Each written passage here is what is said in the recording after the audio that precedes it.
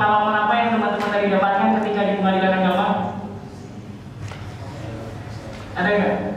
Semester 1 deh. Semester 1 tadi ada yang mengikuti kan? Ada apa yang teman-teman dapatkan atau teman-teman lihat dari gambaran peradilan agama tadi di Kudus? Silakan. Ada?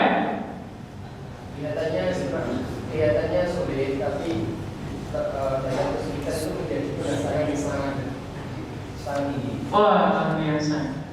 Kalau dilihat sulit, tapi kalau dijalankan lebih sulit lagi gitu. Baik, ada lagi nggak selain Mas Farid? Benar ya Mas Farid ya? Ya. Ada lagi? Ada nggak yang khas dari peradilan agama? Ada tidak? Ada nggak ketika teman-teman? Kalau kita membicarakan memang dari lingkup peradilan di bawah Mahkamah Agung, peradilan kita cukup beragam. Bahkan keberagaman inilah yang menjadikan bahwa ternyata permasalahan masyarakat atau permasalahan hukum itu tidak hanya dalam skop pidana dan perdata saja, tetapi dalam skop-skop atau lingkup-lingkup yang lain pun juga ada. Kita melihat ada peradilan agama, ada peradilan anak, ada peradilan agama yang tadi teman-teman sudah coba gambarkan. Ada dalam skop perdata, ada skop pidana. Di dalam lingkup hukum tata negara atau kenegaraan kita bisa mengenal ada Mahkamah Konstitusi atau peradilan hukum acara konstitusi. Ya, ada yang khas tidak dari peradilan agama? Kalau teman-teman melihat, kan teman-teman sering melihat ada skop peradilan pidana dan perdata. Ada nggak yang khas yang membedakan dari peradilan praktik peradilan yang lain, acara yang lain dibandingkan dengan lingkup yang lain? Ada? Apa? Silakan boleh berpendapat dong.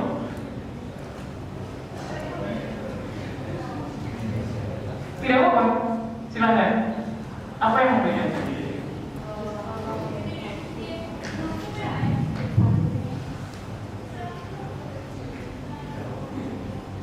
Ada?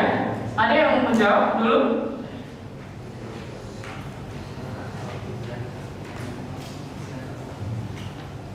Iya, silakan. Yang berperkara itu beragama Islam. Yang berperkara beragama Islam. Satu. Kemudian kedua, mungkin dari para pihaknya, dari pemeran tokohnya, adakah yang berbeda antara peradilan agama dengan peradilan umum?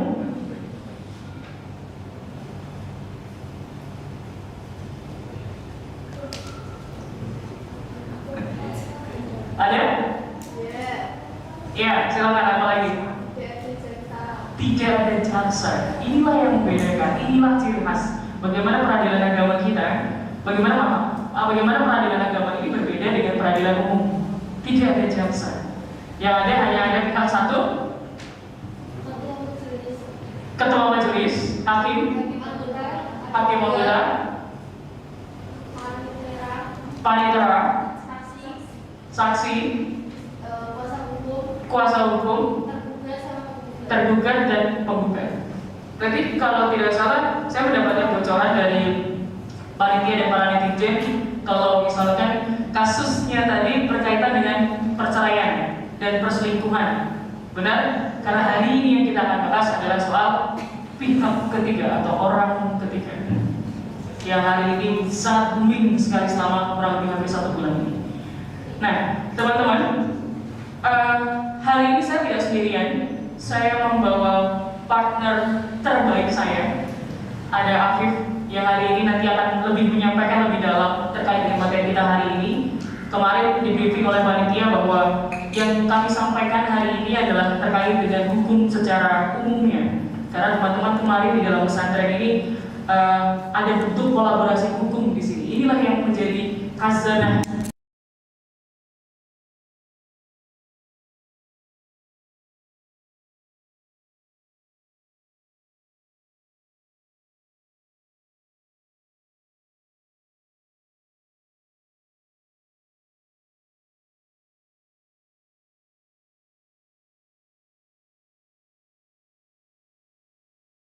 bekal hukum secara konvensional atau hukum-hukum secara umumnya, terutama di materi kita di sore hari ini. Memang sengaja sudah kami plotkan agar teman-teman nantinya mempunyai satu bentuk gambaran. Ketika nanti menjadi seorang sarjana hukum, saya mau menjadi apa ya? Apakah saya mau menjadi seorang pemerintah dari Kementerian Hukum dan HAM dan Perempuan serta Anak, ataukah saya menjadi seorang lawyer? Jiwa saya di mana ya? Ataukah saya menjadi seorang hakim? Ataukah saya menjadi seorang apa tadi advokat ya? Advokat, pengacara advokat. Nah, kalau kita mengenal profesi hukum itu banyak luar biasa. Tapi dalam skop hukum keluarga Islam, hari ini teman-teman bisa memahamkan perkelompok inilah yang nantinya insya Allah akan mewarnai profesi hukum yang ada di Indonesia. Lengkapnya luar biasa. Kolaborasi secara beriringan pun juga sangat luar biasa. Bagaimana dalam satu waktu teman-teman akan dibekali dengan dua skop hukum yang berbeda. Kalau misalnya dalam hukum syariah, teman-temanlah ahli. Tapi bagaimana keahlian itu meningkat dengan teman-teman bisa memahami dalam skop hukum umum yang lain. Hari ini kita akan memahamkan ciri khas. Tadi sudah ditampilkan bahwa ciri khas, kita akan ngomongin soal ciri khas sebenarnya. Ikonnya dari seorang sarjana hukum itu berada di dalam skop kelegalitas. Di antaranya adalah satu bentuk legalitas secara analitas dan analisis intelektualnya dan argumentasi hukumnya atau kemampuan berbicara. Gak mungkin ada hukum gak bisa berbicara, ya kan? Dan inilah yang menjadi bahasan kita hari ini. Kita akan bahas terkait dengan legal opinion. Ini merupakan materi yang cukup baru di dalam Fakultas Syariah dan Hukum. Teman-teman hari ini akan memahamkannya bahwa legal opinion itu tidak pernah terlepas dari sarjana hukum nanti ketika teman-teman mendapatkan gelar yang luar biasa tersebut. Kalau kita mengenal dokter itu sebagai kalau misalnya teman-teman sakit habis dari dokter, teman-teman dapat resep. Kalau ada masyarakat datang kepada sarjana hukum, maka masyarakat itu akan mendapatkan resep juga, tapi dalam bentuk bukan paracetamol, bukan panadol dan lain-lainnya, tapi resep-resep itu kita terjemahkan dalam bentuk legal opinion. Maka resepnya sarjana hukum dikeluarkan itu dalam bentuk legal opinion. Ini mungkin agak sedikit asing teman-teman, tapi hari ini menjadi salah satu hal yang cukup concern yang harus ada di Fakultas Syariah dan Hukum tentunya, terkhususnya. Kalau kita mengenal legal opinion, itu merupakan suatu jawaban seorang sarjana hukum mengenai pertanyaan seorang klien yang sedang menghadapi persoalan hukum. Suatu hari nanti akan ada orang yang datang, seorang perempuan datang kepada teman-teman. Dia adalah korban KDRT, datang kepada seorang sarjana hukum yaitu dengan dalih bahwa dia mengalami kekerasan dalam rumah tangga. Dia kebingungan apa yang harus dia lakukan terkait dengan permasalahannya. Dia datang ke sarjana hukum. Maka teman-temanlah yang nanti akan menjawab bagaimana dan mengarahkan permasalahan dari si ibu itu untuk diselesaikan. Termasuk dengan persoalan-persoalan hukum yang lainnya, termasuk dengan tanah, waris, kemudian dalam konteks kekeluargaan yang lainnya. Pendapat hukum seorang sarjana hukum ini dijadikan sebagai hakim, sebagai tempat menemukan hukum, maka pendapat hukum tersebut sudah biasa dikatakan sebagai doktrin. Ketika teman-teman mengeluarkan suatu bentuk argumentasi hukum, maka bisa nantinya akan bermuara pada kedoktrinasi atau teman-teman sudah menjadikan legal dalam berargumentasi. Ketika ada seorang ibu-ibu korban KDRT datang kepada sarjana hukum, tiba-tiba teman-teman hanya memberikan saran, sudah bu, ceraikan saja. Oh, tidak bisa. Kita harus bisa menganalisanya, kita harus bisa memberikan argumentasi yang berdasar, mengarahkan apakah memang harus berceraikan, ataukah ada hal-hal sebelum perceraian itu menjadi salah satu alternatif atau bentuk pilihan yang nanti akan dijatuhkan ketika teman-teman memberikan bentuk argumentasi hukumnya. Masih ada proses diskusi, ada proses mediasi antara sarjana hukum dengan kliennya. Ketika ada seorang bapak-bapak yang datang menjadi korban KDRT, dia dipukuli oleh istrinya. Sudah Pak, nikah lagi saja. Oh, tidak bisa. Tidak bisa kita melihat dalam satu sisi saja. Kita tidak bisa hanya melihat dalam satu pandangan saja. Kita perlu melihat apakah ini memang saat ada bentuk pertanggungjawaban hukumnya, apakah ini ada kaitannya dengan hukum yang nantinya akan bisa menyelesaikan permasalahan si klien tersebut. Maka ini yang menjadi fokus kita hari ini. Kalau kita melihat legal opinion merupakan pendapat hukum yang berkaitan dengan masalah-masalah hukum dari para pihak terkait dengan sesuai dengan faktanya. Dia dikaji baik secara parsial, imparsial, gradual maupun krusial, sehingga dia akan menganalisa apakah ketumpang tindihan dalam pelaksanaan peraturan hukum. Apakah hanya dalam kita melihat dalam bentuk peraturan hukum saja? Oh, ternyata tidak. Nanti kita akan bahas lebih detail lagi. Nanti Amir akan menyampaikan lebih dalam lagi. Sebenarnya isinya apa aja sih? Apakah seorang sarjana hukum itu hanya bisa berargumentasi?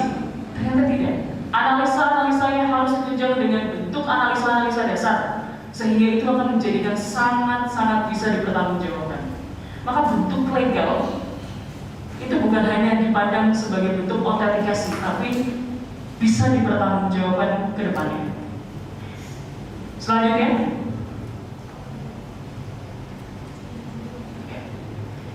langkah-langkah dalam merancang legal opinion. Yang pertama, pada saat ada permasalahan, teman-teman sudah bisa melihat ada kasus Lisa Sabian yang hari ini cukup viral, cukup trending topik dan cukup panas. Tidak ada yang tidak menghujat, tidak ada yang tidak memberikan stigma negatif.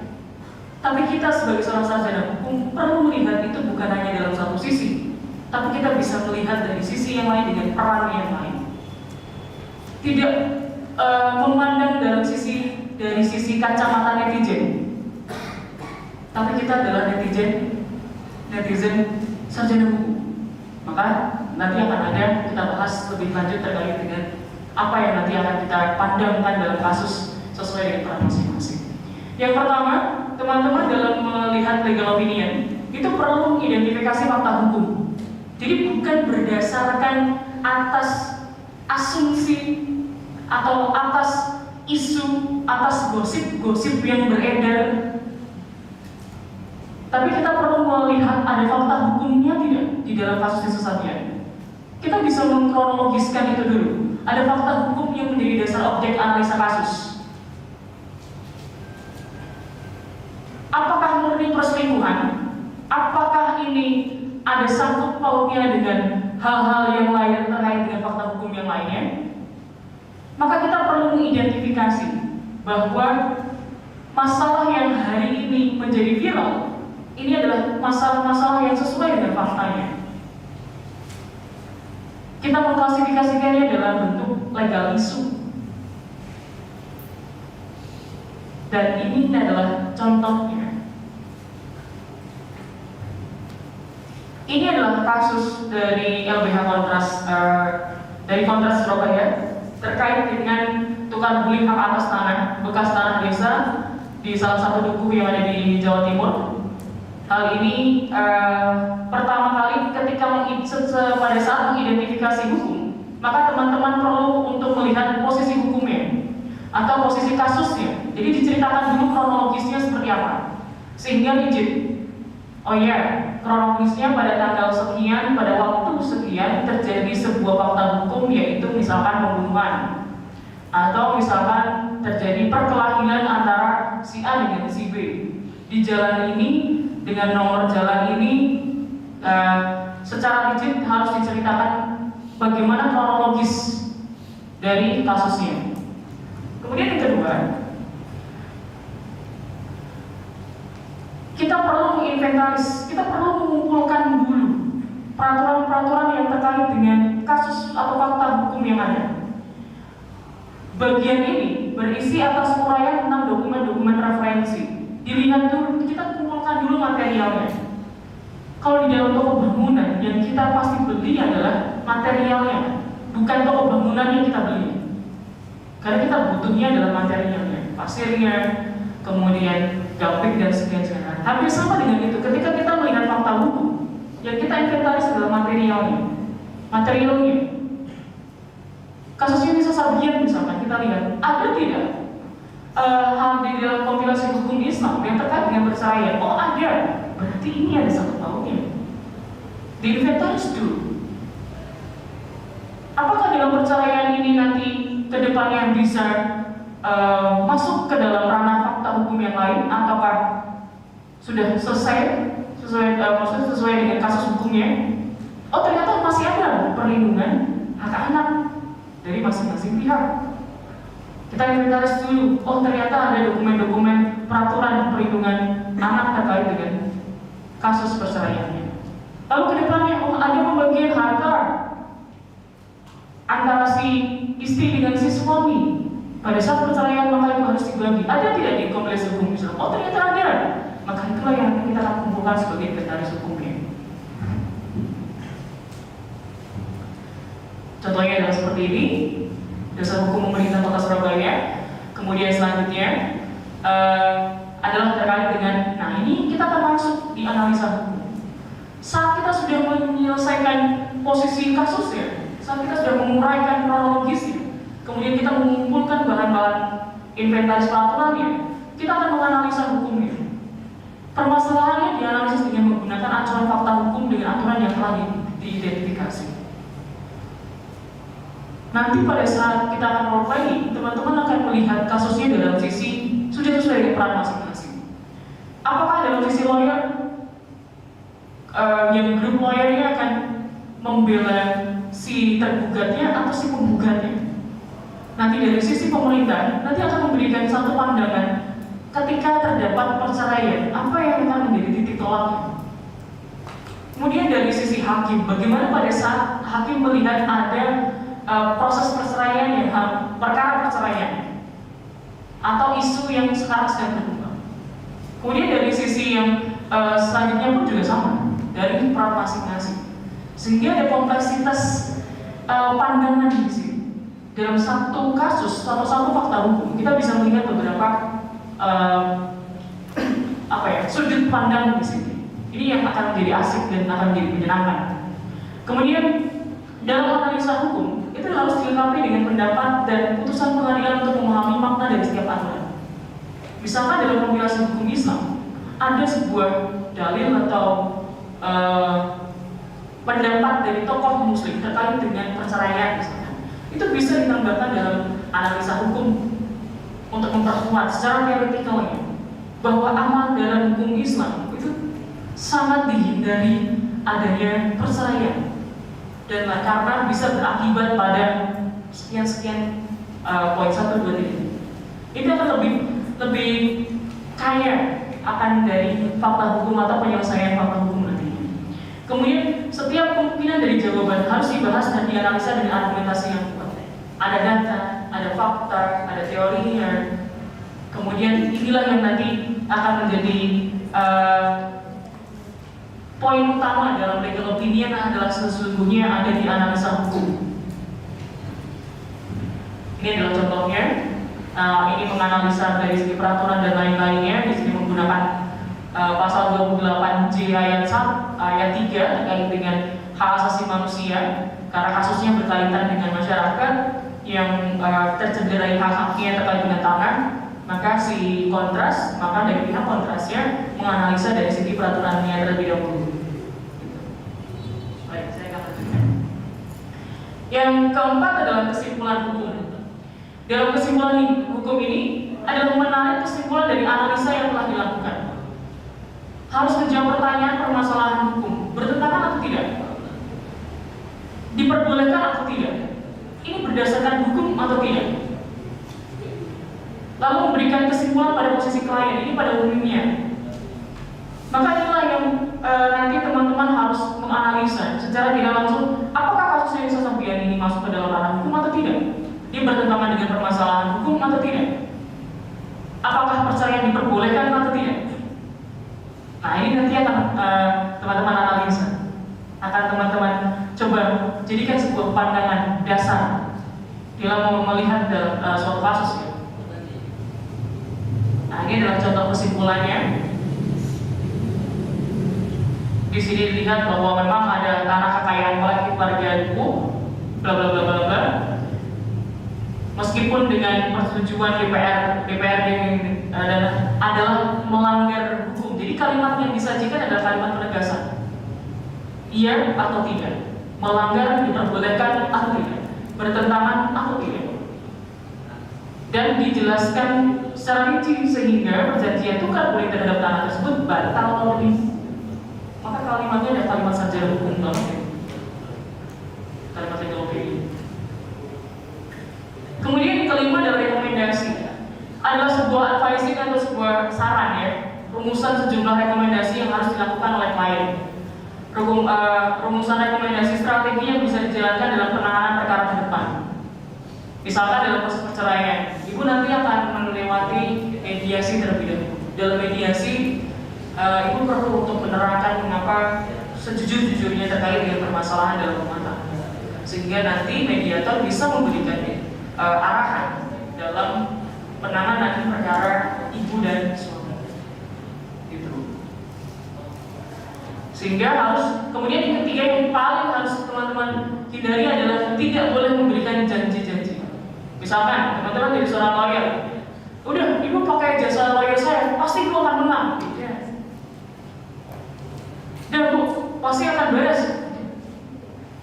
Kita sebagai pemberikan arahan, pemberi arahan, maka arahan kita pun juga harus berdasar.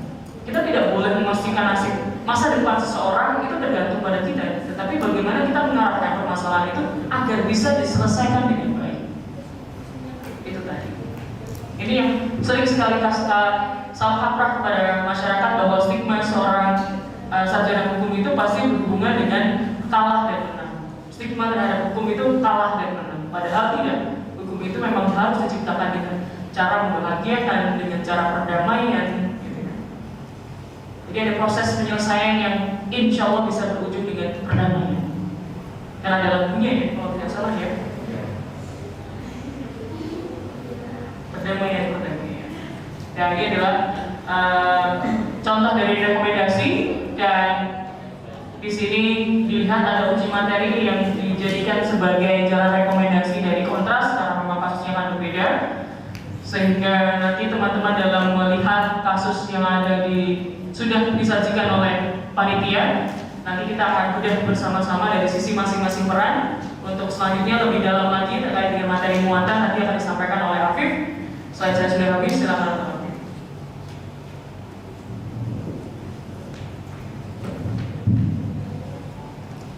Bismillahirrahmanirrahim. Assalamualaikum warahmatullahi wabarakatuh. Selamat sore, sehat semua ya. Sebelum melanjutkan, saya akan berdiri karena mau menulis juga.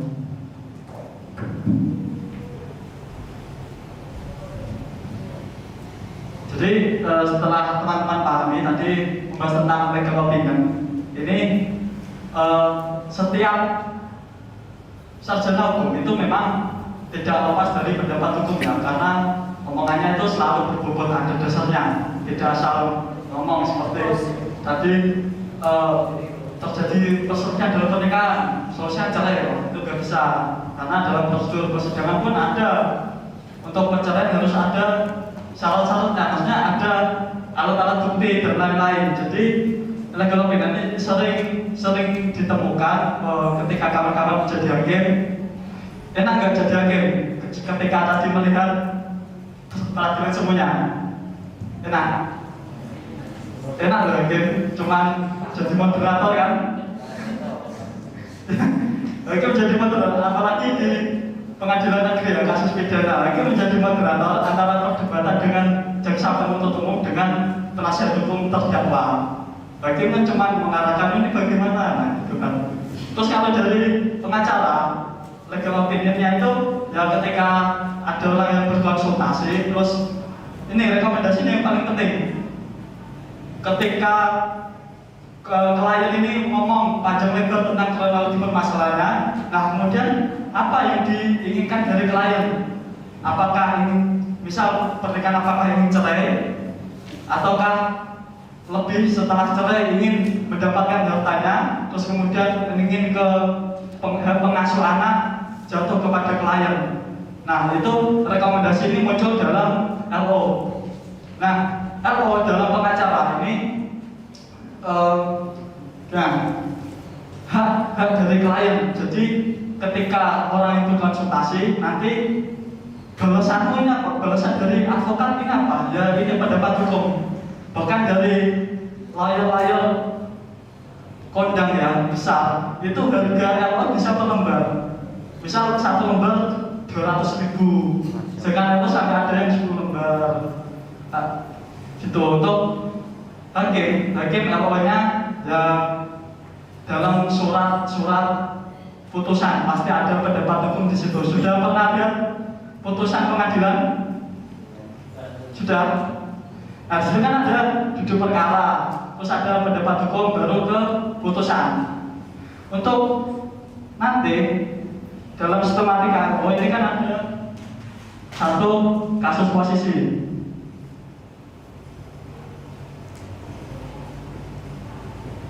Ketika teman-teman ingin menganalisa sebuah kasus, pasti kan ada permasalahan terlebih dahulu.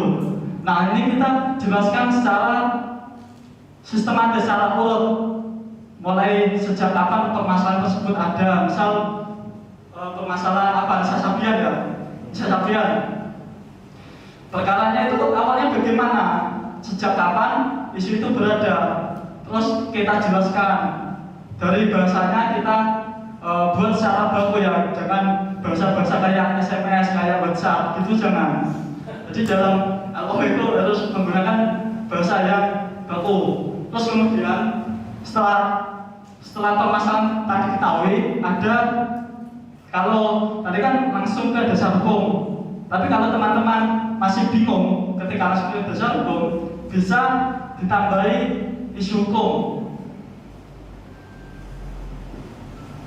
Jadi isu hukum ini biasanya kalau ada orang yang konsultasi ya atau terjadi permasalahan, itu isu hukumnya apa? Isu hukum ini kalau teman-teman bermakalah ya kayak rumusan masalah.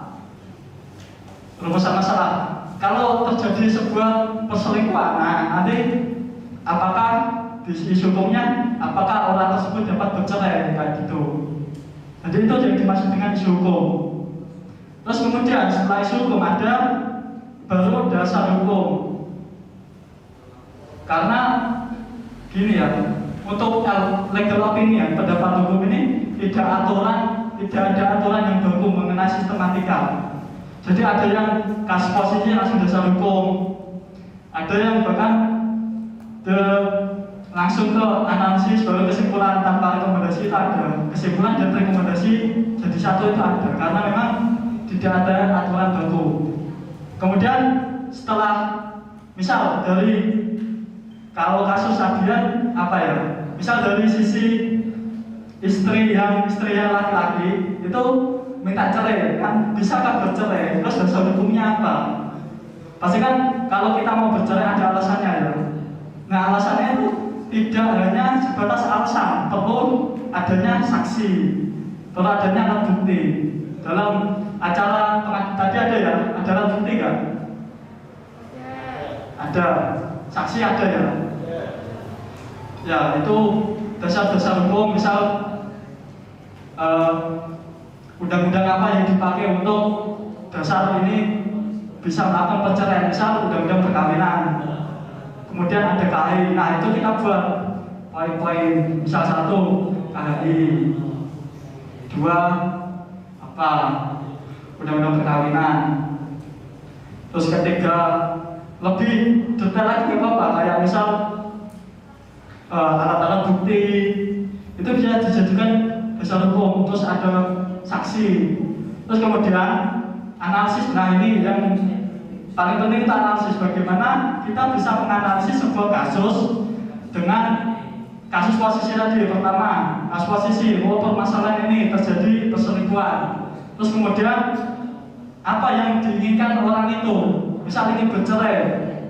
Nah ingin bercerai, kita menggunakan dasar apa? Orang bercerai itu pasti kan ada dasarnya. oh dalam undang-undang ini diperbolehkan bercerai apabila ya kan. Terus analisisnya ya kalau teman-teman masih bingung biasanya tunjuk di pasal beberapa aturan ini terus baru kita analisis.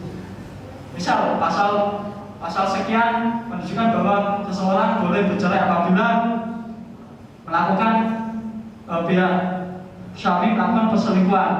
Nah, kemudian kita analisa apakah kasus tersebut sudah dikatakan perselingkuhan. Nah, kita perlu dasar hukum ini. Terus, apakah kasus tersebut memang nyata adanya atau hanya ada di Twitter? Kalau misal kita tanpa ada dasar, barangkali itu kan dari pihak istri yang ingin menggugat suaminya tidak memiliki alat bukti. Alat buktinya apa? Twitter. Bisa nggak? Nah itu nanti teman-teman analisa lah, boleh nggak? Kayak gitu. Nah kemudian dari kasus posisi, isu, dasar hukum, terus analisa. Setelah analisa, teman-teman kan menganalisis isu hukum ada berapa. Misal teman-teman berdua, kalau isu hukum yang pertama, apakah orang tersebut bisa bercerai? Terus kemudian isu hukum yang kedua, bagaimana tentang pendapatan harta bersamanya?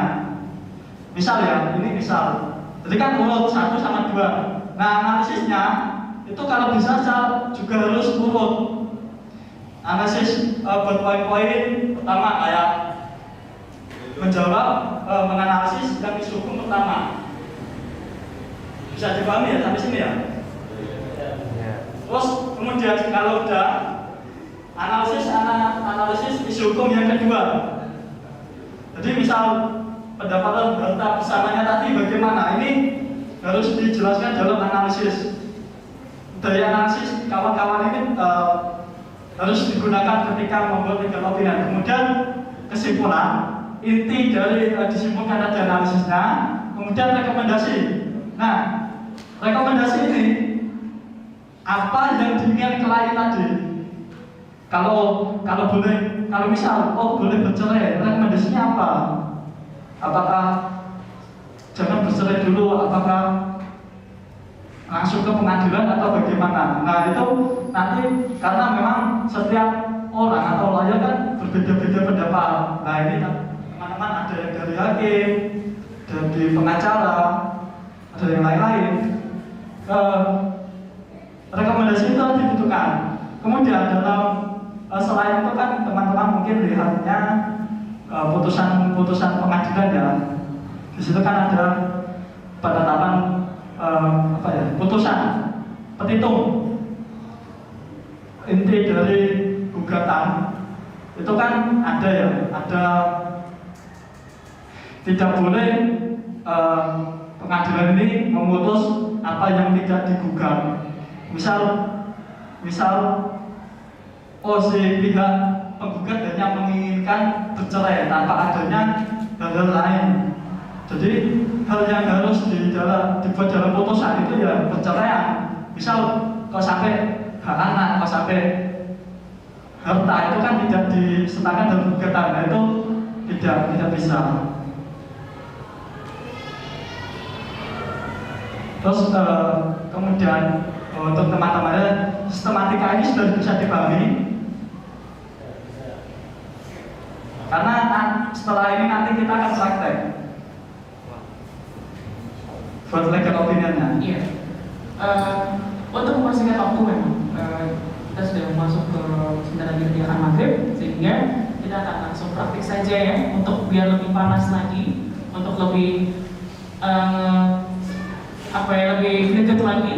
Jadi teman-teman di depan sudah ada kasusnya terkait dengan kasus yang hari ini file terkait dengan isu Sapian. Terima kasih untuk kamu. Nanti kita akan lebih berdalam lagi di praktik.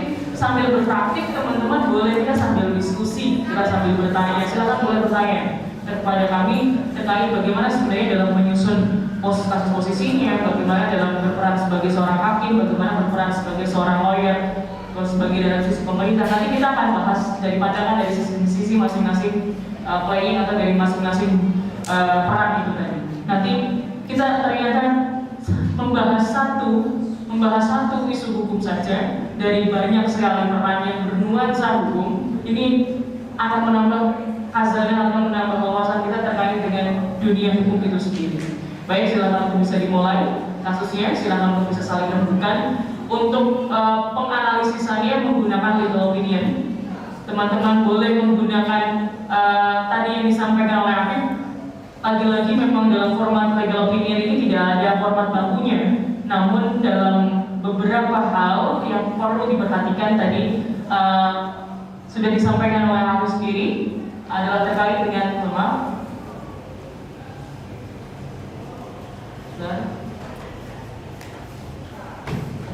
kedudukan yang harus diperhatikan tadi ada keakuratan, ada posisi, ada menceritakan kronologis terlebih dahulu, kemudian yang kedua ada dasar hukumnya pasti, kemudian ada analisanya, lalu ada rekomendasi. Gitu. Bahkan ada beberapa format yang hanya 3 bagian saja. Yang pertama dia hanya menyampaikan dari kasus posisinya saja, dasar hukum, hingga pada akhirnya hanya ke analisa hukumnya. Silakan untuk bisa dimulai teman-teman sekalian. Nanti kita waktunya sampai saya kira 20 menit cukup ya untuk bisa menggodok satu saling rembukan, saling diskusi sesuai dengan perannya masing-masing. Silakan.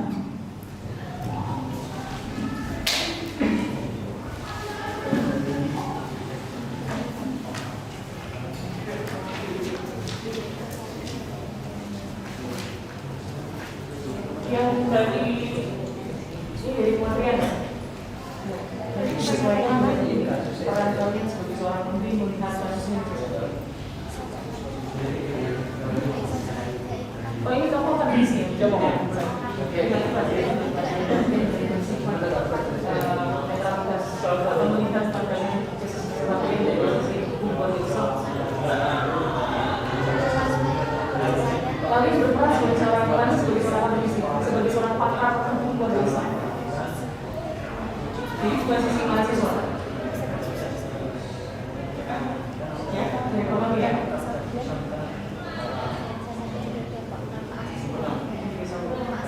Teman-teman sudah mulai bisa berimajinasi.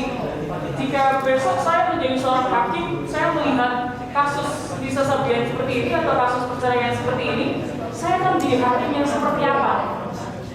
Gitu. Ketika saya menjadi seorang pakar hukum keluarga Islam, ketika melihat perkara seperti ini, maka saya akan menjadi akademisi yang seperti apa? Apakah langsung mengejar? Boleh saya langsung. Tidak masalah. Selama itu masih bisa dipertanggungjawabkan dan itu berdasar silakan untuk bisa diproyeksikan. Yang ini dari kementerian dari pemerintah ada lembaga nanti kita kebijakan pemerintah mengenai masyarakat. Melihat bagaimana melihat proses perceraian di Indonesia seperti apa? Itu apa yang mereka tapi bagaimana dengan kalian tadi dia butuh dalam komunikasi ini kan perlu didiskusikan dalam satu pandangan. Ketika kalian misalnya yang ini penelitian dari kementerian dalam melihat kasus ini.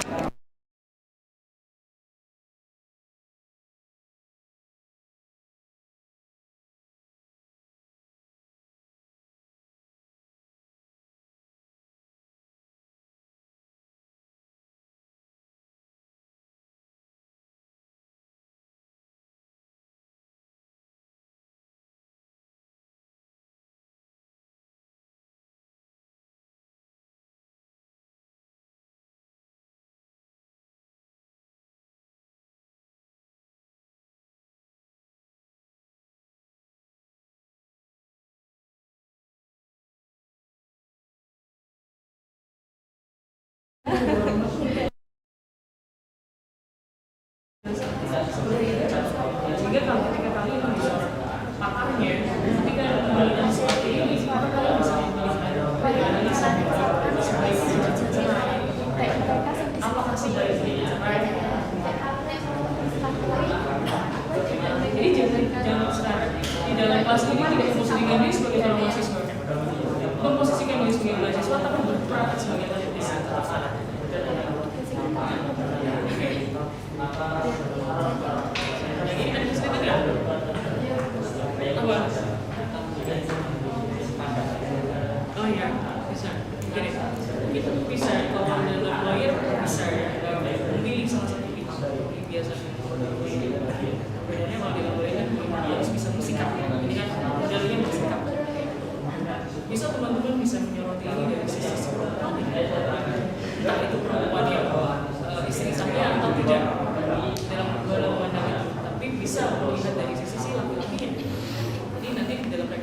sudah dalam suatu aturan satu aturan yang jelas.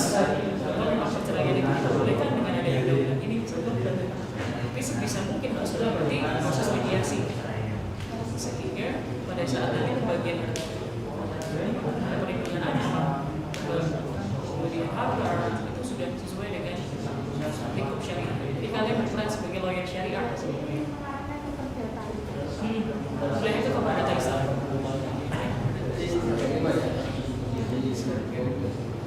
Saya rasa sudah dapat data ya untuk teman-teman yang satu bisa mencoba untuk menyimbangkan. Ada yang sudah mulai menggunakan inventaris dasar hukumnya. Cukup banyak ini mungkin. Dan tidak ada kebingungan ya, kan saya. Oke? Salah ya. Karena kan kayaknya kalau tidak salah ada reward ya. Saya dapat bocoran di panitia ada reward nanti. Peserta terbaik akan mendapatkan hadiah. Di hari yang terakhir. Iya ya. Salah. Boleh ditanyakan. Kalau ada kebingungan, kita boleh ditanyakan.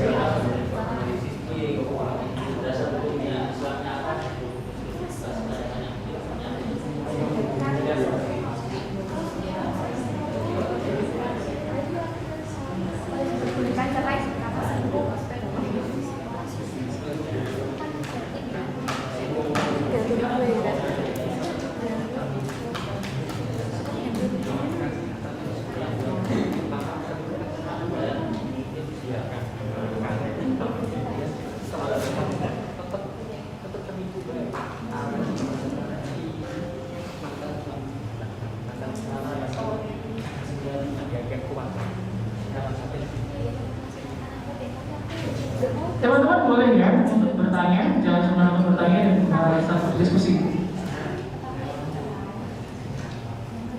Karena ini forumnya forum belajar, maka kita juga perlu untuk mengedepankan diskusi dalam pesantren hukum yang hari ini dilaksanakan.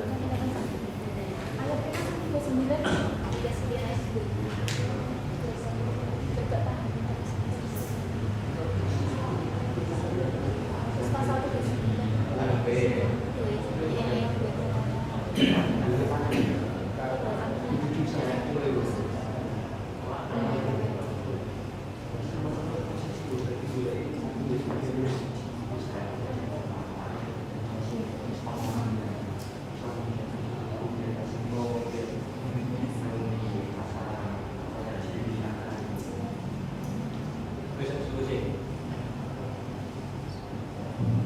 ada yang mengalami kendala boleh ya bertanya.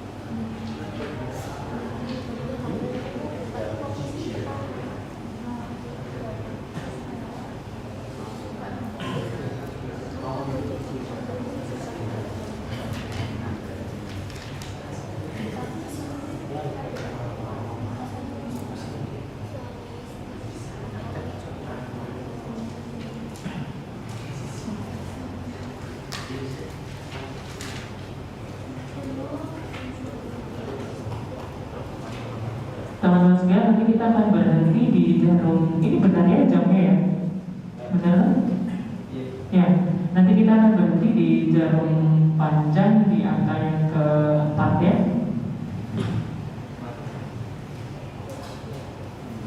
Ya.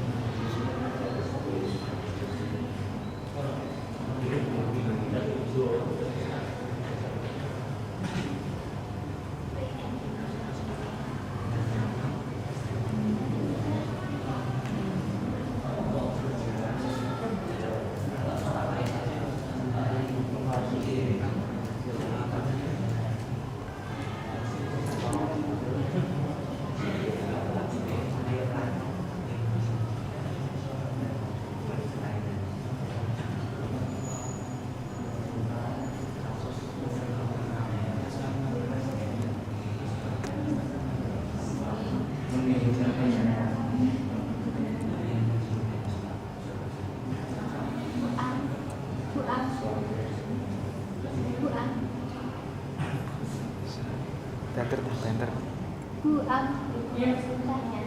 Oh iya.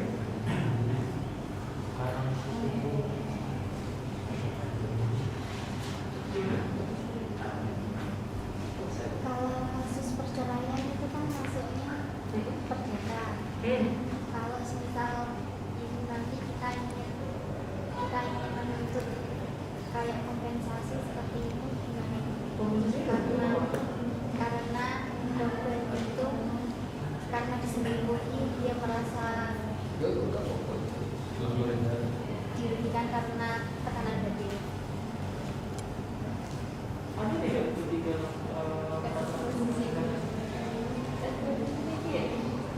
ini dalam mengembangkan posisi itu tidak boleh keluar dari fakta hukum ya. Oke, misalkan kita dalam berimajinasi itu masih dalam konteks sesuai dengan fakta. Misalkan di dalam kasus yang ada di hadapan teman-teman ini untuk kompensasi ini harus jelas. Misalkan apakah bentuk seperti angka 12 SK, apakah misalkan ada proses kompensasi kalau di dalam hukum perdata Islam kan bentuknya seperti pembagian harta. Misalnya kata bersamaan ya? Kata bersama maksudnya di dalam kata bersama itu sehingga nanti dalam konstitusinya tidak boleh proses tambang hukum sehingga tidak boleh ada jajaran hukum dalam analisa jadi sesuai dengan paksaan ketika dalam hal ini prosesnya fakta hukumnya belum ada perceraian kata misalnya sama maka teman-teman harus melihat itu dan bisa bagaimana ketika ada kata bersama maka perlu dibicarakan lebih lanjut dan terus diskusi dan mediasi ya.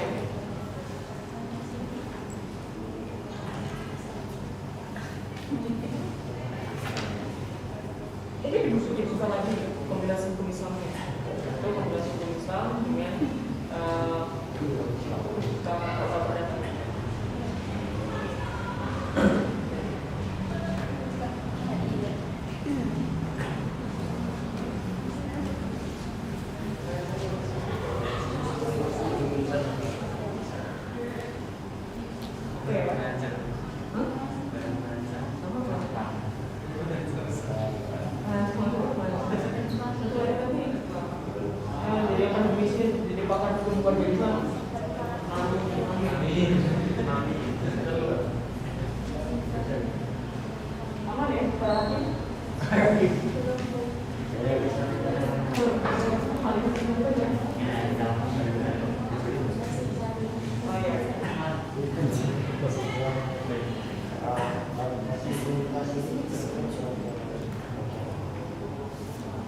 Secara pertimbangan hakim kan ini masih ada bisa jadi isu nikah muri ini menangguhkan mas merupakan kalau nikah sih pada sebenarnya saksi sedangkan ini kan tidak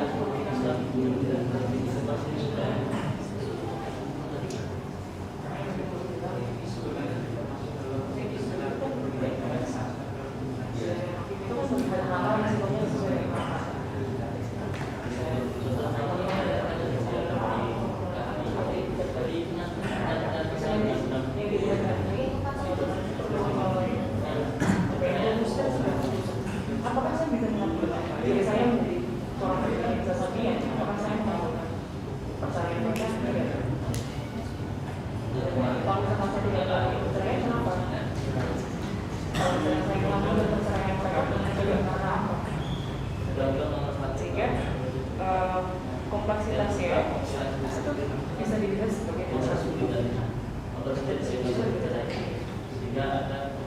misalkan melihat dari sisi instansi itu ada isu yang sesuai dengan namanya berjuang sanksi terikat atau seperti kemudian permintaan maaf dari sisi orangnya tingkat dari maka proses yang ambil dalam persidangan dengan melibatkan para saksi itu kan tidak ya mediasi atau proses hukum yang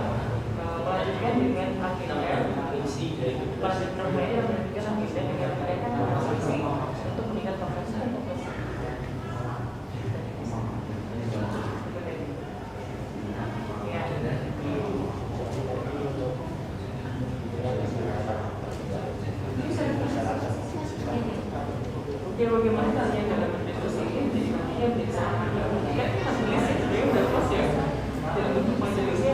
Gimana kita melakukan hukum ini? Apakah kita perlu menggelar agenda saksi ahli atau saksi yang lain?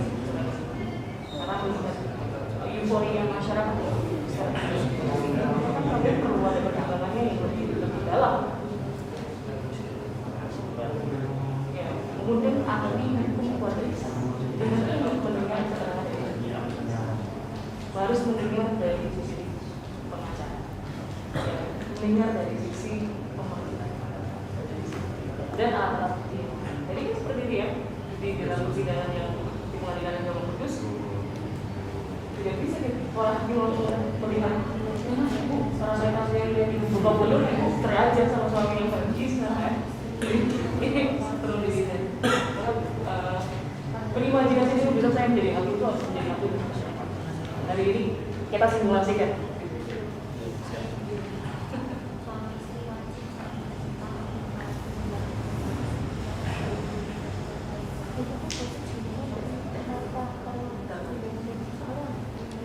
Terus 10 menit lagi ya.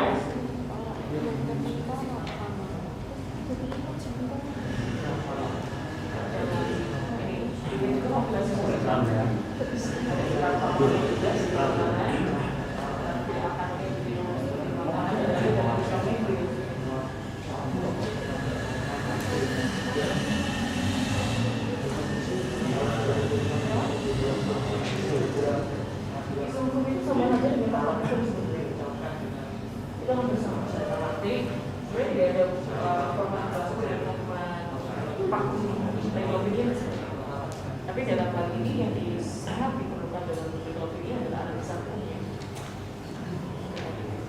Teman-teman bisa langsung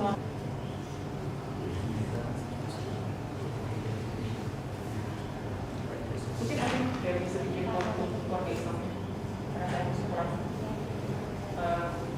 bisa melihat perkembangan aku dari sisi hukum Islam sebenarnya.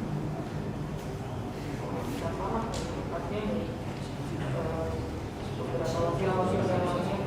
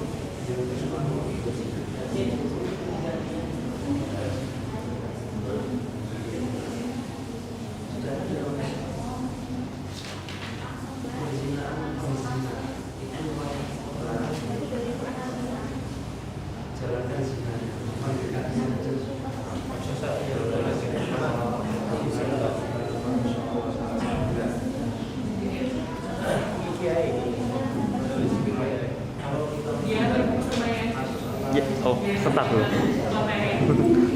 Ya. Serta sambil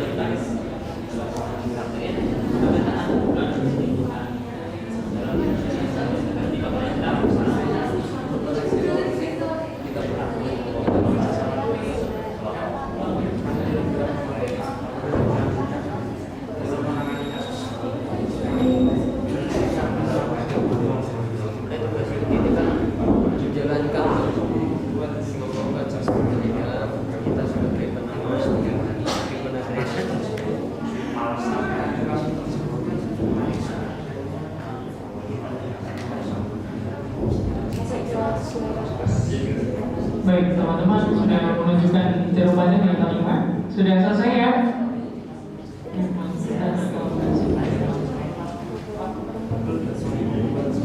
Sudah selesai ya? Saya rasa ya? Sudah selesai. Teman-teman bisa menyampaikan pendapat hukumnya terkait dengan kasusnya the one and only yang cukup viral dalam beberapa hari ini. Sudah siap? Siap semua ya. Sudah siap ya? Tampil yang terbaik. Maksudnya kita di sini akan diskusi terkait dengan kasusnya. Untuk kesempatan pertama, kita ingin mendengar pendapat hukum dari para hakim dulu. Para hakim, Ayo silakan.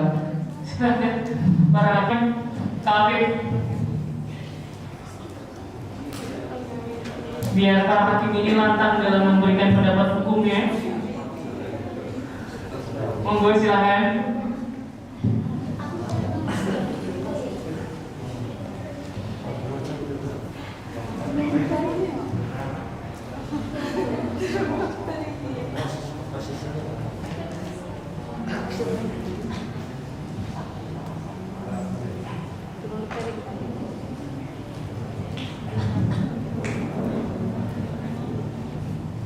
Baik, Assalamualaikum warahmatullahi wabarakatuh.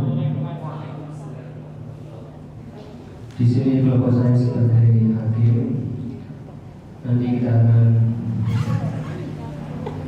memecahkan sebuah kasus yang insya Allah banyak kekurangannya, tapi saya yakin di sini pasti nanti akan dibantu oleh Bu Pembina.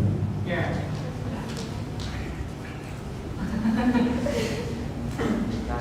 Calon-calon hakim syariah ya ini ya, insyaallah.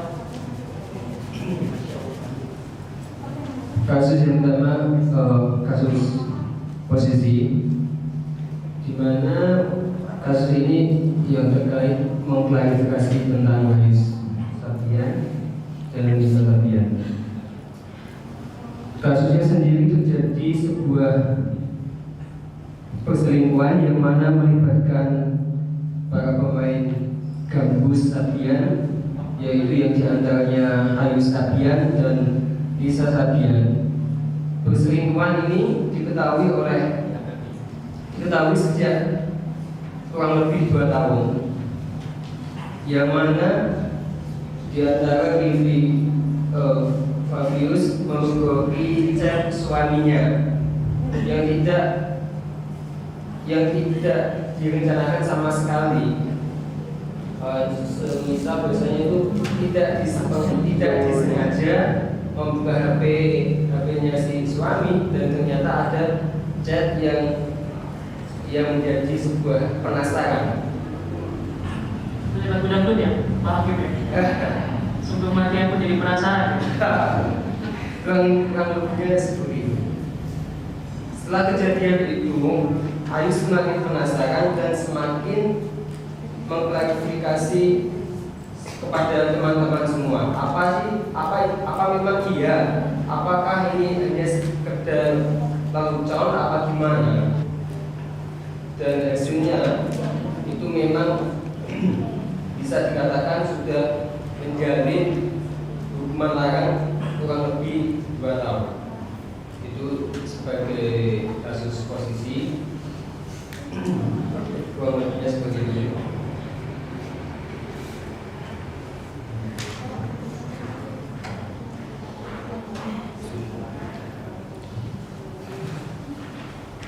Baik, silakan disampaikan pendapat hukumnya. Disampaikan pendapat hukumnya, Pak Hakim dan Ibu Hakim.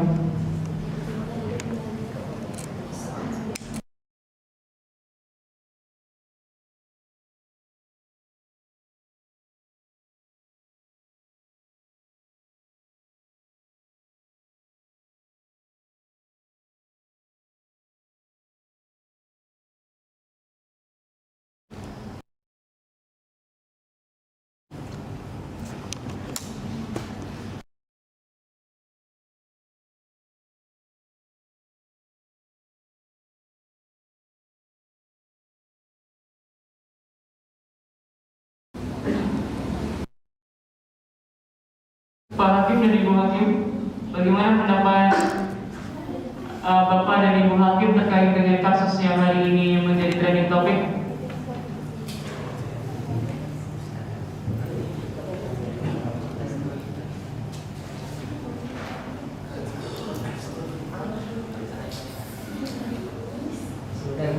Ya.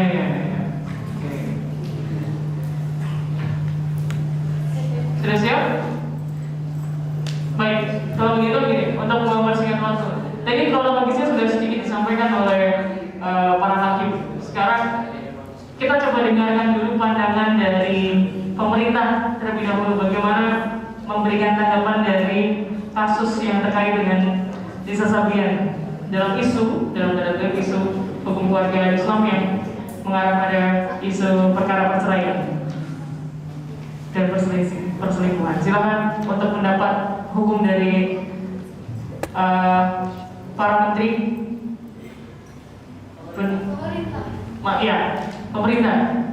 Pemerintah kan sebetulnya juga ada menterinya. Ya. Silakan untuk para menteri bisa menyampaikan pendapatnya. Langsung saja. Assalamualaikum warahmatullahi wabarakatuh. Jadi kami dari pemerintah atau lembaga yang memang menaungi masyarakat mengenai hukum. Sebelum kami melangkah ke kasus Nisa Sabian secara hukum, perlu diketahui bahwa dalam menyikapi suatu hal sebagai suatu intelektual tidak melulu harus mengikuti trending. Dalam kasusnya Nisa Sabian kan belum ada kepastian antara dia selingkuh atau tidak. Semuanya kan harus bersifat dugaan, bisa iya, bisa juga tidak. Maka kami dari pemerintah yang pertama memberikan masyarakat himbauan atau semacam tauladan untuk mensikapi hal itu jangan tergesa-gesa dan jangan menjatuhkan aib orang lain. Itu yang pertama. Kalau kita berbicara mengenai landasan hukum, mengenai nisa sabian ini muaranya kan nanti, contoh kami ambil nanti ketika dia sudah positif sebagai perselingkuhan, maka akan terjadi perceraian, sehingga muncul beberapa rumusan masalah yang akan kami sampaikan. Yang pertama adalah dugaan perselingkuhan Nisa Sabian dan Ayus Sabian. Yang kedua, ancaman perceraian Ayus dan Sabian. Yang ketiga, ketika perceraian itu terjadi, nasib anak itu bagaimana? Itu. Yang pertama, mengenai perceraian dalam tinjauan hukum positif dan hukum Islam, itu saya baca keduanya itu secara tidak langsung itu mempersulit bagaimana perceraian itu tidak terjadi, karena saking mulianya baik dalam Islam maupun dalam hukum positif, pernikahan itu adalah ibadah yang sangat mulia, maka perlu dijaga. Keduanya itu mempersulit hal itu. Dan ketika kita berbicara perceraian itu nanti kalau dia beragama Islam, maka dia berceraian di pengadilan agama. Dan kalau dia beragama non-muslim, maka dia bercerai di pengadilan negeri. Berhubung Nisa Sabian ini nanti adalah dia orang muslim, maka dia melalui pengadilan agama. Pengadilan agama itu pun juga harus melalui dua istilah, antara dia cerai gugat atau cerai talak. Itu yang dari sudut pandang hukum. Jadi pada intinya kalau perceraian ini tidak dalam hukum Islam maupun hukum positif saling memberikan kesulitan, atau saya memberikan pendapat bahwa jangan sampai perceraian dalam itu terjadi. Nah, itu yang pertama. Yang kedua, nanti ada lanjutan yang akan disampaikan oleh kedua pemateri lain, dugaan daripada perselingkuhan ini bagaimana pemerintah dalam sikapinya, yang akan dilanjutkan oleh Mas Angga. Di menteri yang lain ya, kumpulan para menteri-menteri ya, nanti untuk masa depan insya Allah ya. Silakan. Assalamualaikum warahmatullahi wabarakatuh.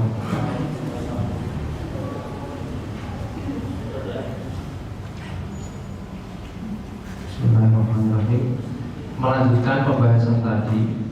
Jadi kami dari pemerintah dalam menyikapi isu perselingkuhan antara Ayus dan Nisa Sabian ini, melihat kasus perselingkuhan antara Ayus dan Nisa Sabian, kami dari pihak pemerintah memang menganggap kasus ini masih sebagai dugaan. Karena apa? Ketika kalau kami dari pemerintahan menganggap memang hal tersebut memang iya terjadi, nyatanya dari salah satu pihak ada yang belum mengakui. Seandainya kalau kami menganggap bahwa kasus tersebut tidak terjadi, nyatanya di akun-akun sosial media sudah beredar banyak postingan-postingan yang mana mungkin dari sebagian kalangan hal tersebut dapat dijadikan sebagai bukti bahwa antara Ayus dan Nisa Sabian melakukan perselingkuhan. Nah, dalam hal tersebut dasar hukumnya, kalau memang seandainya antara Ayus dan Nisa Sabian terjadi perselingkuhan, kasus perselingkuhan atau perzinahan dalam Kitab Undang-Undang Hukum Pidana atau KUHP diatur dalam pasal 284 KUHP yang berbunyi dihukum penjara selama-lamanya 9 bulan laki-laki yang telah beristri kemudian berbuat zina. Begitupun sebaliknya, perempuan yang telah bersuami kemudian berbuat zina. Di samping itu, di dalam Islam memang telah diatur, telah dijelaskan bahwa memang perbuatan zina itu memang hukumnya haram. Jangankan zina, mendekatinya saja sudah haram. Karena di dalam Al-Quran telah disebutkan, Bismillahirrahmanirrahim, wala taqrabuz zina innahu kana fahisyatan wa sa'a sabila.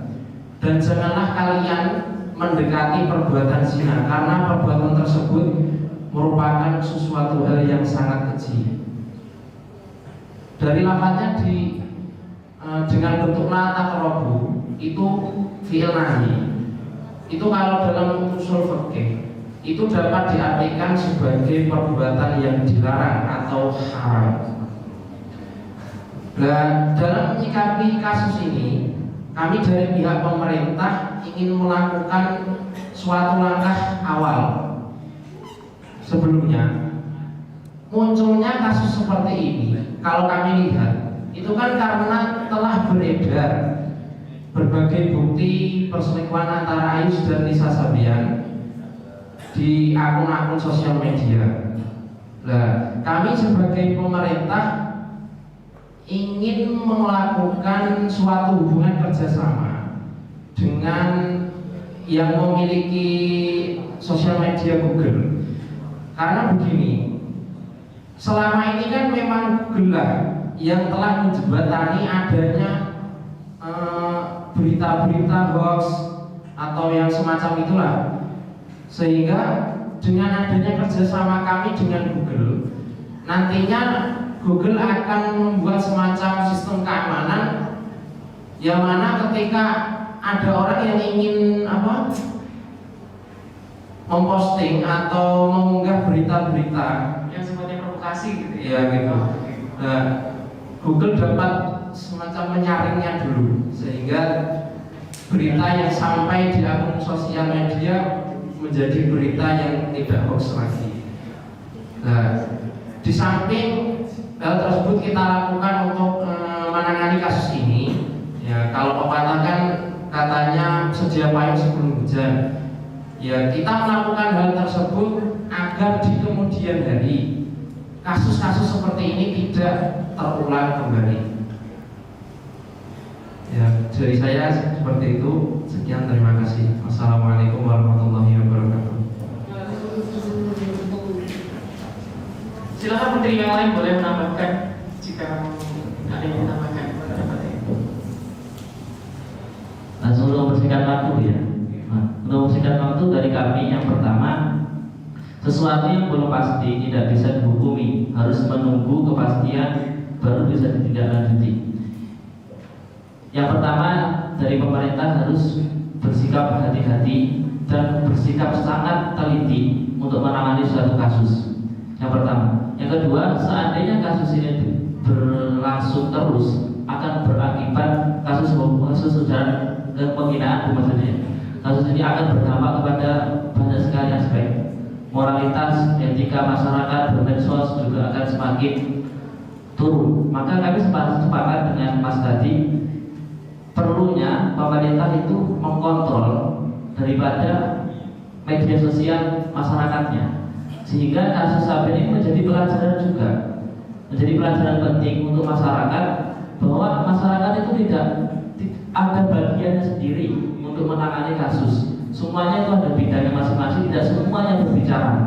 Semuanya berbicara akan bukan menambah masalah, bukan menghilangkan masalah, akan menambah masalah baru. Itu yang pertama. Yang kedua, pemerintah pun kalau seandainya Nisa Sabian benar-benar selingkuh sudah punya wadah untuk menangani itu, yaitu perceraian tadi, akan bermuara perceraian itu dibahas di pengadilan agama. Pemerintah sudah punya wadahnya. Yang menjadi permasalahan adalah masyarakat ini ikut campur yang bukan urusan mereka. Maka pemerintah juga harus tegas bersikap bagaimana mendidik masyarakat yang bermoral dan beretika dan bisa bersikap baik kepada sesama warga negara Indonesia. Mungkin itu Bu. Terima kasih. Terima kasih untuk para menteri. Tepuk tangan dulu untuk para menteri. Jadi kita sudah menyatakan terkait dengan perkara yang hari ini menjadi trending topik dari para menteri. Saat ini kita ingin mendengar pendapat hukum atau argumentasi dari para lawyer sendiri. Ini dari lawyer perempuan dan laki-laki, luar biasa sekali. Silakan untuk bisa disampaikan terkait dengan argumentasi ini.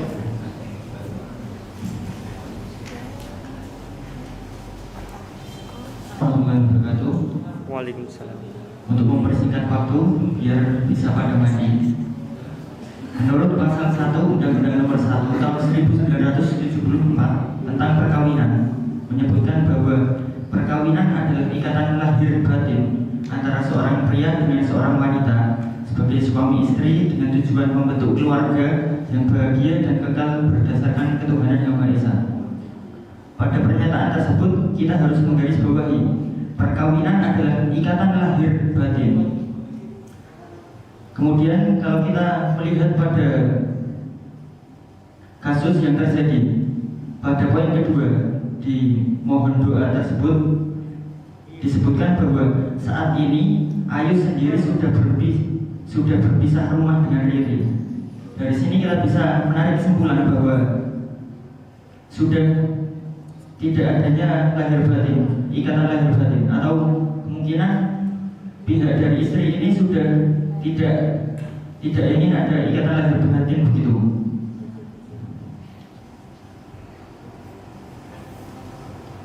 Kemudian pada pasal 19 Peraturan Pemerintah Nomor 9 Tahun 1975 tentang pelaksanaan Undang-Undang Nomor 1 Tahun 1974 tentang perkawinan menyebutkan beberapa alasan yang bisa diajukan untuk perceraian. Dan saya langsung pada nomor 6, antara suami dan istri terus menerus terjadi perselisihan dan pertengkaran dan tidak ada harapan akan hidup rukun lagi dalam rumah tangga. Dari situ kita bisa melihat bahwa diajukannya perceraian ini karena alasan tersebut. Mungkin dari pihak pengacara lain bisa menambahkan. Silakan para lawyers yang lain, para pengacara yang lain bisa memberi.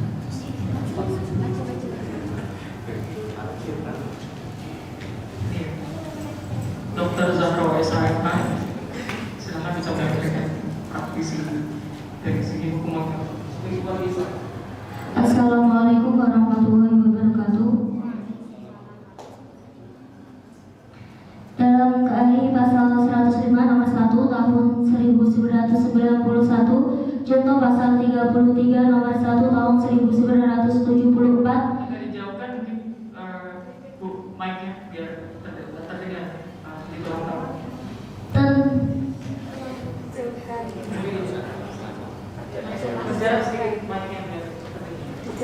Dalam KAI pasal 105 nomor 1 tahun 1991, contoh pasal 33 nomor 1 tahun 1974 tentang perkawinan disebutkan bahwa suami istri wajib saling cinta mencintai, hormat menghormati, setia dan memberi bantuan lahir batin yang satu dengan yang lain. Dengan adanya bukti perselingkuhan yang dilakukan oleh saudara Ayus telah membuktikan bahwa saudara Ayus telah melakukan suatu kesalahan dalam pernikahan dengan berbuat tidak setia, maka untuk diajukan gugatan cerai, hal ini telah memenuhi syarat sebagaimana ketentuan pasal 39 ayat 2 bahwa untuk melakukan perceraian harus ada cukup alasan bahwa antara suami istri itu tidak akan dapat hidup rukun sebagai suami istri. Cukup itu yang saya sampaikan. Wassalamualaikum warahmatullahi wabarakatuh. Ada lagi para lawyers yang menyampaikan pendapatnya? Cukup, bagi tangan dulu untuk pendapat hukum dari para lawyers. Sekarang kita dengarkan dulu bagaimana pendapat pakar hukum keluarga Islam terkait dengan perkara mengenai Ayus dan Lisa Sabian. Perkara terkait dengan Sabian ini. Silakan. Boleh ke depan. Para pakar yang ahli di bidang hukum keluarga Islam, Profesor Dr. Novel Esra LL PhD.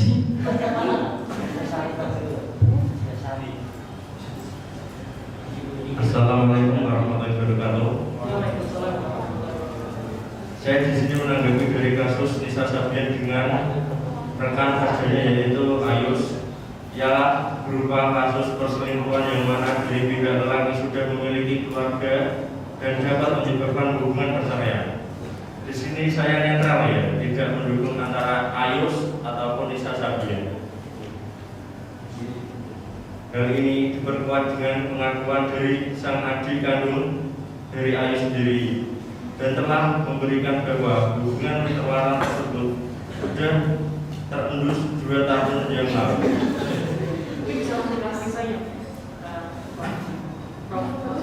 jauh dari hukum Islam. Hakikat dari pernikahan ialah agar tercipta hubungan sakinah mawaddah warahmah yang mana memiliki filosof bahwa suatu hubungan antara suami istri ialah terciptanya ketentraman dan keterikatan antara suami dengan istri, dan juga saling cinta dan menjaga, serta bisa menciptakan rahmat dari Allah SWT.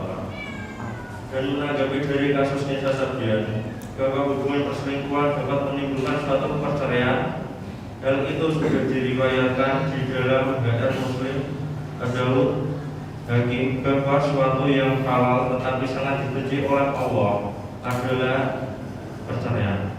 Maka dari itu, alangkah baiknya apabila Ayus lebih mengutamakan hubungan rumah tangganya dengan sang istri, karena yaitu sudah memiliki anak juga, dan harus bisa memilih dengan adil atau bisa meninggalkan salah satunya. Sekian dari saya. Wassalamualaikum warahmatullahi wabarakatuh. Waalaikumsalam warahmatullahi wabarakatuh. Tepuk tangan dulu kepada pasangan. Terima kasih pendapatnya. Jadi para hakim belum menyampaikan pendapatnya, mau menyampaikan pendapat hukumnya. Silahkan. Terakhir kita akan mendengar bagaimana para hakim ini memberikan tanggapan dan argumentasi terkait dengan kasus Nisa. Untuk menambah sedikit, memang intinya kasus ini itu jangan terburu-buru. Karena apa? Karena Kanjeng Nabi Muhammad sudah dawuh, kowe modus mau sesuatu hal itu jangan terburu-buru. Harus ada pembuktian dan lain-lain sebagainya. Lalu sebagai hakim ini nggak harus langsung memutuskan oh ini salah, oh ini sudah terdakwa. Itu tidak. Karena apa? Karena suami sendiri itu kewajibannya sudah sangat besar. Istri pun juga mengikutinya. Suami berkewajiban untuk menafkahi, membimbing. Karena apa? Karena perempuan aja itu tergantung suaminya. Contoh kisah-kisah dari sahabat-sahabat dahulu. Suami ketika mau kerja itu sudah berpesan pada seorang istri, saya mohon kamu jangan keluar kemana-mana sebelum saya pulang. Nah, ketika itu ada masalah yang sangat penting dibagi secara umum, itu memang secara dohir itu memang penting. Ketika itu si istrinya, bapaknya itu udah mau meninggal, itu sudah sakit parah sekali, sudah dihubungi secara lewat HP, bahkan yang dahulu kan belum ada ya, secara surat As-Kamuniwat itu mengabarkan kalau bapak Anda itu sudah sakit parah, sudah dikatakan mau sakaratul maut, tapi si perempuan itu bimbang. Tapi saya mempunyai amanat dari suami saya. Sampai dia takut sekali. Gimana ini ya? Saya harus ke sana apa tidak? Dan dengan keyakinannya si perempuan itu tidak mau melihat si bapaknya yang mau mati tadi, yang mau wafat. Dan ketika itu bapaknya meninggal dunia dan si perempuannya tidak datang. Itu kebanyakan orang bilang gini, tega sekali ya, bapaknya sakit bahkan sampai tidak datang, sampai di sini orang banyak itu. Dan alhamdulillah itu kan dawuh Kanjeng Nabi Muhammad. Nah, terus bapak itu meninggal dan di malam harinya itu si perempuan itu dimimpiin, maksudnya ditemui si alhamdulillah saya dimasukkan surga kepada Allah oleh Allah Subhanahu wa taala. Itu contoh suatu kisah yang patut kita kita ikuti. Ya intinya sebagai istri itu jangan suka menuntut atau bahkan kebanyakan ya sekarang kan dunia kebalik, suami takut istri. Itu sekarang banyak perempuan yang bekerja di garmen, di pabrik, sedangkan suaminya di rumah nyapu, bahkan beres mana itu ada. Itu akhirnya suatu masalah di sini jangan terburu-buru kita sebagai kasus ini, terutama kita program pesantren hukum, si laki-lakinya itu harus mengikuti secara syariah hukum itu perlu, karena seorang laki-laki itu memang harus mengetahui tentang masalah agama itu penting sekali gitu. Jangan terburu-buru nikah, tapi ketika sudah menikah tidak tahu arahnya kemana, asal emosi, asal menuduh satu sama lain. Gitu menurut saya.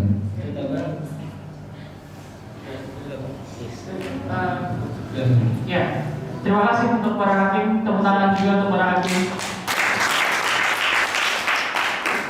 Baik, kita sebentar lagi hakim. Teman-teman sekalian, luar biasanya sekali di dalam pesantren hukum ini, teman-teman semakin kaya akan ilmu. Dalam satu perkara saja, pendapat para sarjana hukum dari masing-masing peran, seperti para akademisi, para lawyer, kemudian para hakim dan pemerintah dalam hal ini kementerian, bisa melihat dalam perkara ini sebagai satu sudut pandang yang nantinya akan membawa masa depan, terobosan masa depan yang nantinya akan bisa mencegah hal-hal yang sifatnya mudarat ini.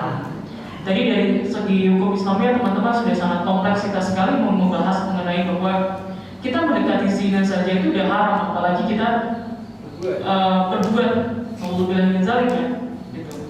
Sedangkan dalam segi hukum nasionalnya, dalam segi hukum umumnya, bahwa segala hal yang bersifat yang di luar batas atau bersifat zina saja itu ada hukumannya. Tadi di dalam KUH pidana pun sudah disebutkan ada hukuman penjaranya apabila seseorang melakukan zina atau melakukan hal-hal yang sifatnya tidak dalam bentuk kemaslahatan itu tadi. Pun juga tadi juga dibahas bahwa sifat sakinah mawaddah warahmah ini adalah naungan untuk membentuk keluarga yang bahagia.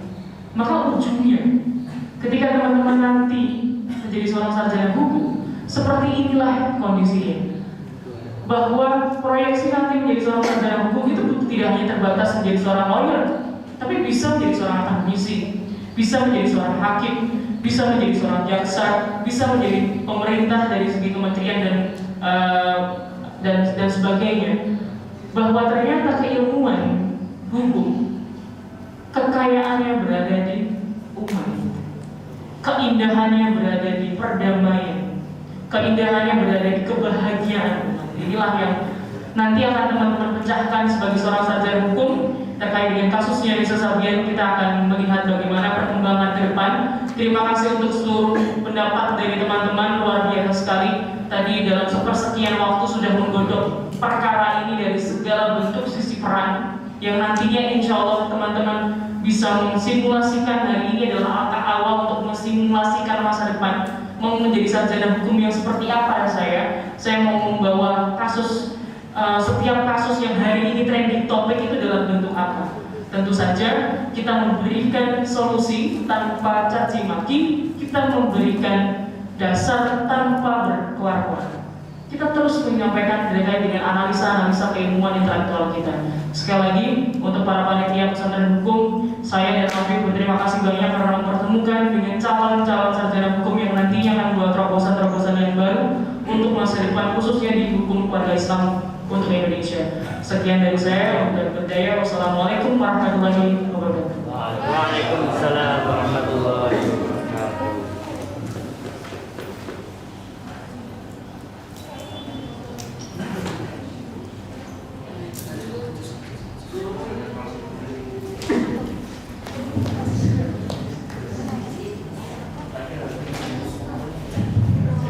Ya, mungkin terima kasih dari kami kepada Bu Amarina dan Mas Afif untuk waktunya dalam mendampingkan materi sore hari ini. Semoga bisa bermanfaat untuk kita semua. Amin. Untuk mempersingkat waktu, kita akhiri kegiatan hari ini dengan alhamdulillah. Alhamdulillahirabbil alamin. Sekian, terima kasih.